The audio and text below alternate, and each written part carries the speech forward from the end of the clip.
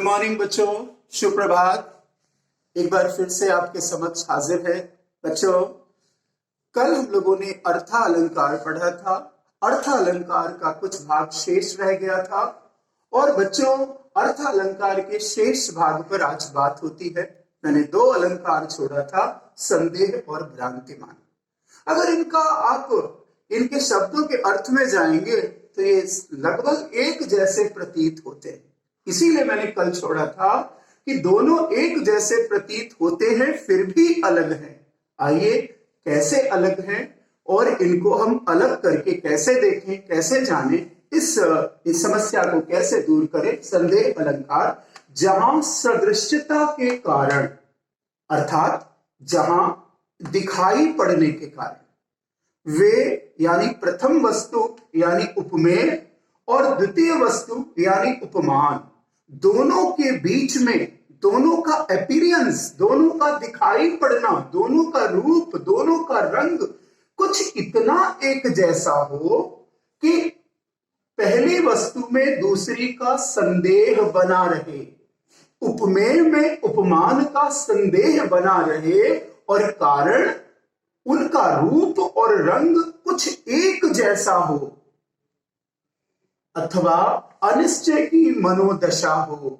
जब आप यह तय न कर पाए कि उपमेय उपमान है कि उपमान उपमेय है और दोनों के बीच में, दोनों के दिखने में, दोनों के रूप में, दोनों के रंग में काफी समानता हो, ऐसी दशा में संदेह अलंकार एक अत्यंत मनोरम उदाहरण है। बच्चों,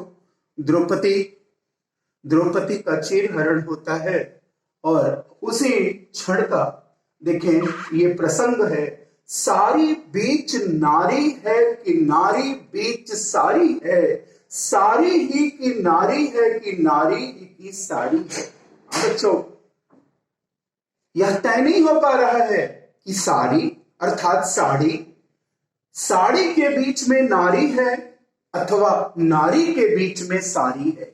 अगर हम साड़ी या साड़ी को हम बच्चों उपमेय मान लें, पहली वस्तु मान लें, और नारी को हम उपमान मान लें, दूसरी वस्तु मान लें, तो इनके बीच में इतनी सादृश्यता है, इतनी सिमिलैरिटी है कि हम ये तय ही नहीं कर पा रहे हैं कि साड़ी के बीच नारी है कि नारी के बीच साड़ी है। और इस प्रकार से बच्चों संदेह अलंकार। आइए अगले अलंकार और आपके पाठ्यक्रम के अनुसार अर्थ अलंकार के अंतिम अलंकार में चलते हैं, भ्रांतिमान। बच्चों, भ्रांति का मतलब होता है भ्रम। भ्रम मीन्स कंफ्यूजन। ध्यान देंगे, बहुत अंतर नहीं है। संदेह मीन्स डाउट, दोनों में बहुत अंतर नहीं है, लेकिन बच्चों फिर भी अंतर है। उपमेय, भ्रांतिमान उपमेय यानी प्रथम वस्तु जिसकी तुलना की जा रही है को भ्रम के कारण उपमान, दूसरी वस्तु मान लिया जाता है, समझ लिया जाता है। भ्रम के कारण पहली वस्तु उपमेय को उपमान समझ लिया जाता है। इसके अतिरिक्त बच्चों यहां तक संदेह अलंकार का के एक जैसा दोनों हैं, लेकिन अंतर यहां आता है।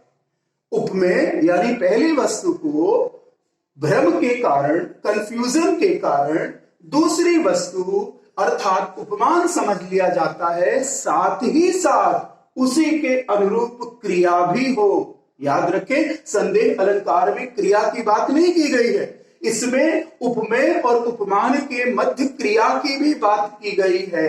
तो भ्रांतिमान में उपमेय और उपमान में भ्रम हो, साथ में उसी के अनुसार अकॉर्डिंग टू दैट उनकी क्रिया भी हो। तो बच्चों इसको उदाहरण से और क्लियर करते हैं। बिल विचार कर नाग शुंड में घुसने लगा विसैला सांप, काली ईख समझ विषधर को उठा लिया तब गजने आप। अब बच्चों आप देखें कि नागशुंड यानी हाथी की सूंड, हाथी की सूंड को बिल मान करके एक विषैला सांप उसमें प्रवेश करने लगा। केवल उसने माना नहीं, नाग ने, गजधर ने, नाग ने, शेषनाग ने हाथी की सूंड को बिल जान करके उसमें वह घुसने लगा। उसी प्रकार से यह देखे, गज हाथी ने क्या कर दिया, विषधर को, सांप को काली ईख समझकर, काली ऊख, काला गन्ना समझ करके क्या कर दिया कि उसे उठा लिया। अर्थात उपमेय और उपमान।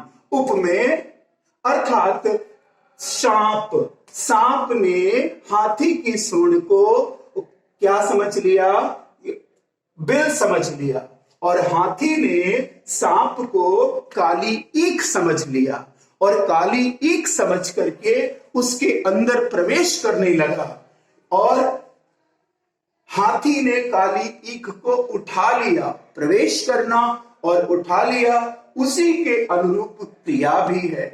इस प्रकार ध्यान दे बच्चों, संदेह में क्रिया की बात नहीं होती है, संदेह में संदेह बनता है सदृशता के कारण, भ्रांतिमान में भ्रम होता है, साथ ही साथ उसी के अनुरूप क्रिया भी होती है।